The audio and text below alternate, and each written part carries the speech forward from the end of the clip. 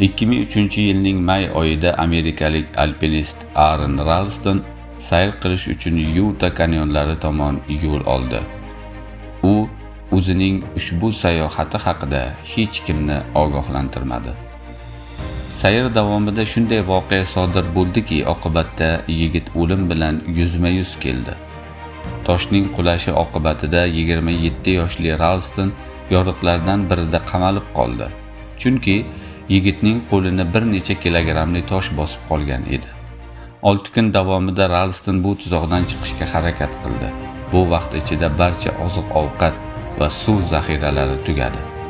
Shundan so'ng u o'ng qo'lining suyagini sindirib, o'tmaslashib qolgan cho'ntak pichog'i bilan his qilmay qolgan qo'lini kesib tashladi. Alpinist sayohatchilar tomonidan qutqarib olindi.